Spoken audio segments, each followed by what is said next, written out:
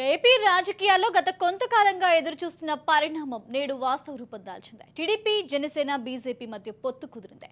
గత 3 రోజులుగా ఢిల్లీలో మకాం వేసిన చంద్రబాబు, పవన్ కళ్యాణ్ పొత్తుకు BJP అగ్రనాయకత్వాన్ని ఒప్పించారు.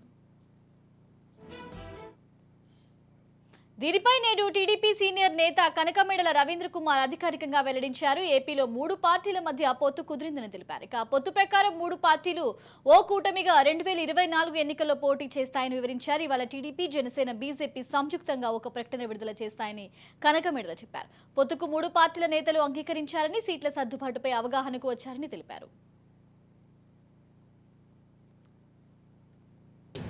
Our party national president Chandrababu Naidu garu had a meeting with Amit Shah and Nadda ji along with Pavan Kalyan and came to an understanding.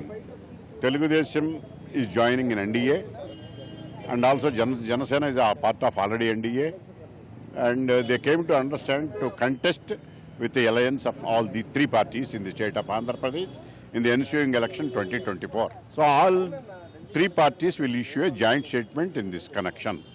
There is a clear-cut understanding. They have discussed at length all the issues and our party is joining in NDA and also we will decide, all the parties have decided together, contest with alliance in the state of Andhra Pradesh in coming 2024 elections.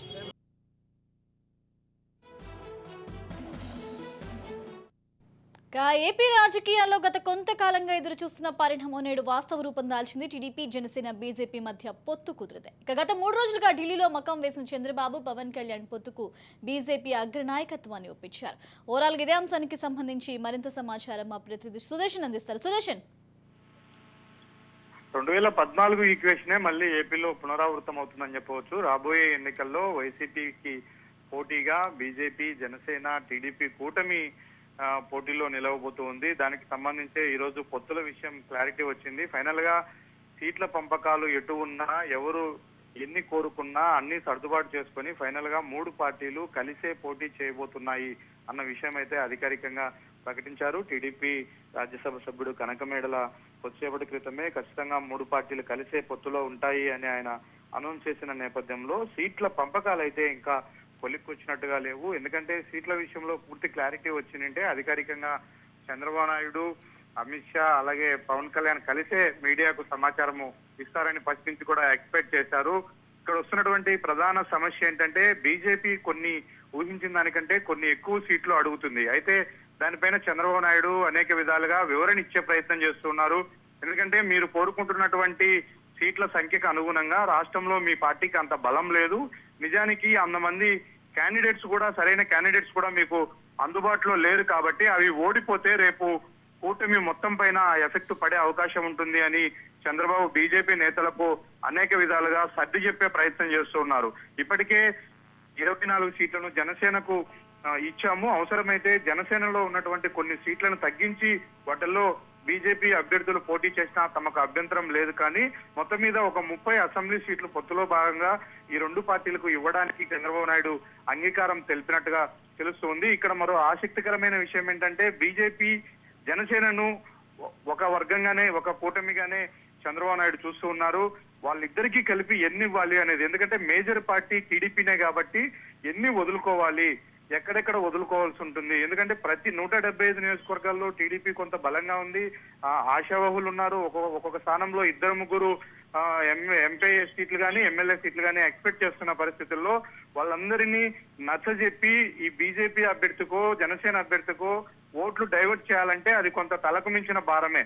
కాబట్టి అవన్నీ చూసుకొని risk factor మొత్తం టీడీపీదే కాబట్టి TDP ఒక 30 సీట్ల వరకు MLA సీట్లను వదులుకోవడానికి సిద్ధపడుతుంది. ఇక 8 ఎంపీ సీట్లను వదులుకోవడానికి సిద్ధపడుతుంది. ఆ 8 ఎంపీ సీట్లలో జనసేన, బీజేపీ ఎవరు ఎన్ని స్థానాల్లో పోటీ చేస్తారన్నది వాళ్ళ అభిష్టానానికి వదిలేసినట్టుగా తెలుస్తుంది. అయితే ఇక్కడ పొత్తులు సీట్ల విషయంగా క్లారిటీ రాకపోవడానికి మనం వేస్తున్నటువంటి అంచనా ప్రకారము చిన్న క్లారిఫికేషన్ ఏంటంటే బీజేపీ రాష్ట్ర నాయకత్వంతో కేంద్ర నాయకత్వం చర్చలు జరపాల్సి ఉంది.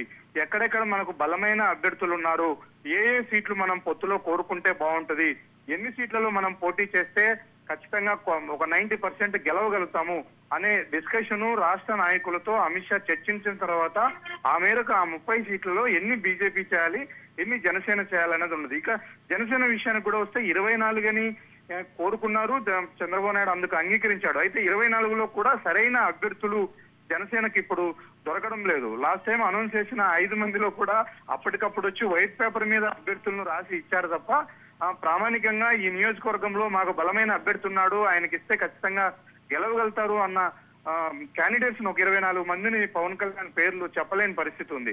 కాబట్టి వీళ్ళిద్దరిగిన కూర్చొని సర్దుబాటు చేసుకుని ఎవరికి ఎక్కడ బలమైన అభ్యర్థి ఉంటే అక్కడ ఈ 30 సీట్లలో ఎమ్మెల్యే అభ్యర్థులు అలాగే ఒక 8 ఎంపీ స్థానాలను ఇవ్వడానికి సిద్ధమైనట్టుగా ఉన్నారు. కాకపోతే ఈ రాష్ట్ర నాయకత్వంతో బీజేపీ నేతలు చర్చలు జరిపిన తర్వాత మళ్ళీ పవన్ కళ్యాణ్ కూడా తనకు రాబోయే సీట్లలో క్యాండిడేట్స్ లిస్టును తెచ్చి చంద్రబాబు నాయుడు ముందు పెట్టిన తర్వాత 3 పార్టీలు మళ్ళీ చర్చించి ఎవరిని ఎక్కడ పెట్టాలి అనే విషయం క్లారిటీ వస్తేనే ఈ ఖచ్చితమైన సీట్లు ఏ పార్టీ ఎన్ని సీట్లలో పోటీ చేస్తుంది అన్నది క్లారిటీ వస్తుంది. దీనికి ఇంకా ఒక 2-3 రోజులు సమయం పట్టే అవకాశం అయితే మనకు కనిపిస్తూ ఉంది.